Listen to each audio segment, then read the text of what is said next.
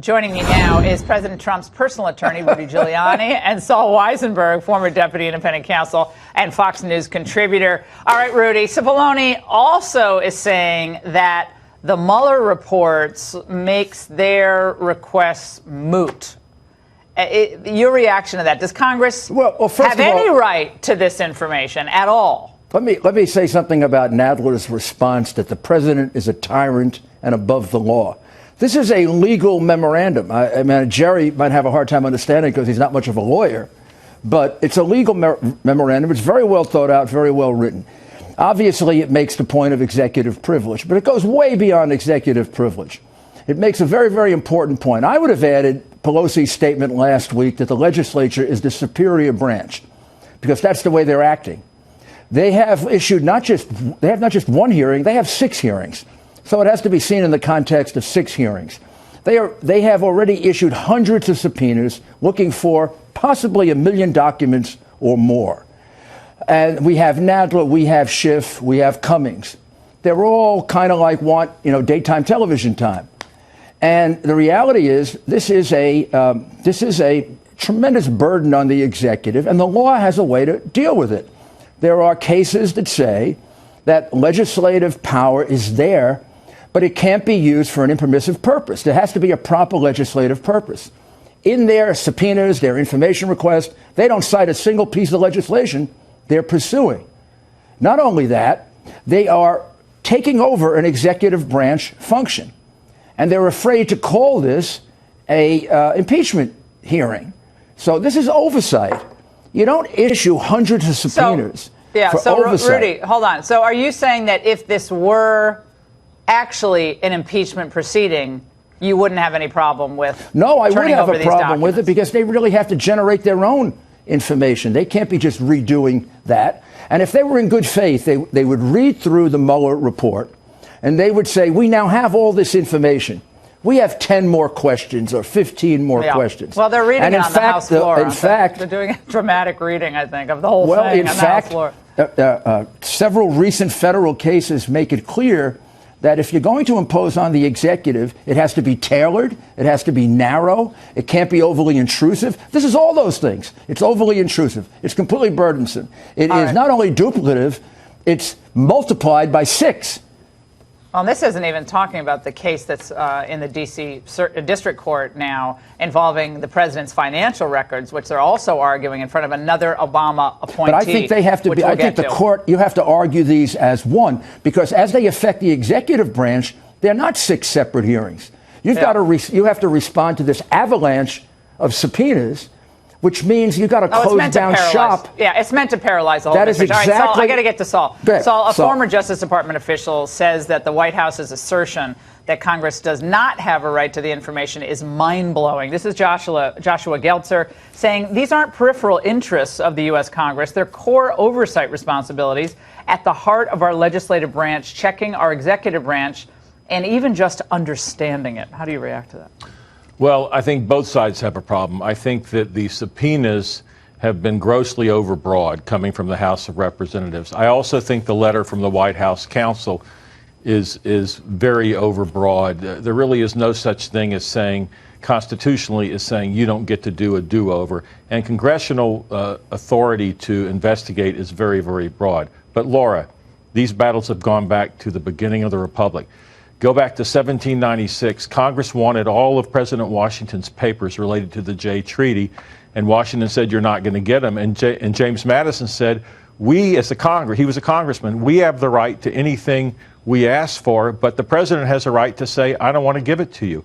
And this is part of the checks and balances, and it'll be very interesting to see how it works out. Yeah, we're going beyond perhaps the unitary executive here to something the left is saying. I mean, Dana Milbank has this piece out saying this is basically, they're trying to say they have a divine right to the information. Well, Milbank's a big liberal, but I mean, but they're always jockeying for power, Rudy. I mean, you remember this, the days when you were it's always a fight between the legislative branch and the executive branch, but I have never seen it like I see it now with this president. At every turn, they have hounded him. At every turn, they've accused him of sedition, being a traitor. Tyrant. Tyrant. Setting up meetings at Trump Tower. I mean, a tyrant. I mean, but he's like a combo, they say, of Pol Pot, Stalin, and Chairman Mao or something. I mean, this is the level of it. But I want to play something that Jerry Nadler said tonight, actually, because he was reacting to the administration's response over at MSNBC. Let's watch. We are looking at all options to deal with a lawless administration, and everything is being looked at. Everything is being looked at, including possible jail. We're looking at the law, but we will look at all options to force the administration to be able to hold the administration accountable, whatever they may take. Okay, that was over at CNN, obviously, but Rudy, what is he talking about here? What are the remedies here? They have to be a judicial remedy. Well, they're going to arrest somebody, going to get U.S. Marshals to come arrest what? Let me White House officials? Let me try to respond to his rather inarticulate comment. I think he's saying he would look at jail, which is, of course, absurd. There's nothing lawless about the administration's response. Sal could be quite right that it's a very broad response. But, you know, as a lawyer, you raise all your arguments. I think there are some that are overbroad, and I think there are some that are very, very strong. The strongest one being that in the Cheney case, the court held that the power of the Congress is very broad, but not unlimited. And I think, given the number of subpoenas, given the number of hearings, given the already predetermined positions of the three chairmen who have already said he should be impeached, and Nadler was overheard planning it on Amtrak, I think that they've got a very good argument to the court. How did things ever get this far? And let's check this a little. As long as they're willing to compromise,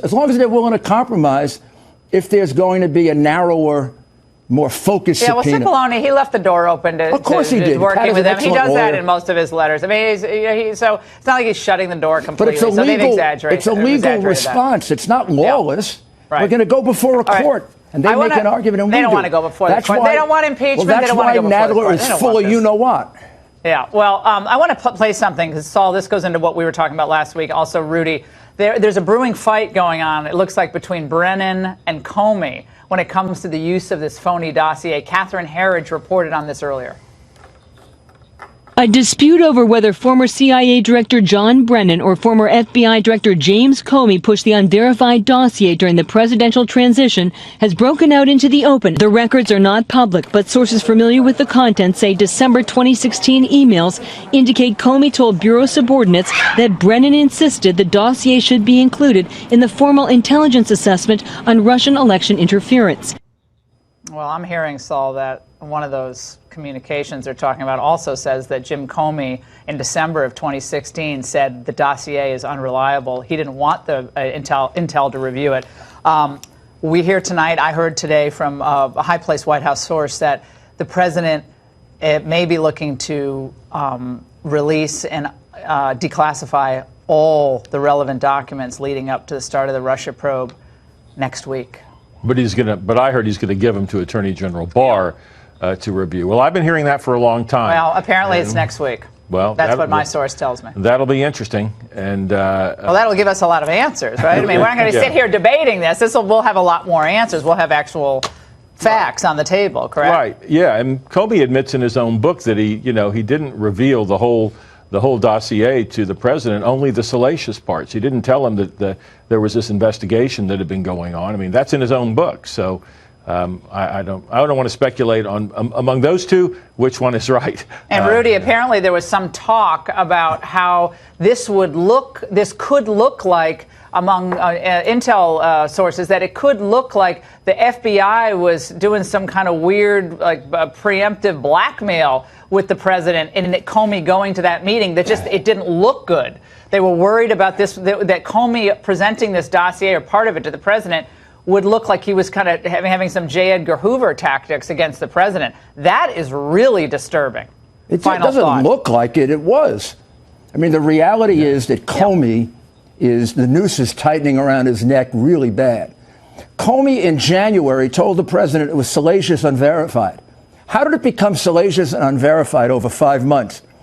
When they used it in affidavits in which Comey says on the top of the affidavit that it's verified. In footnote 5, page 15, he says it's reliable.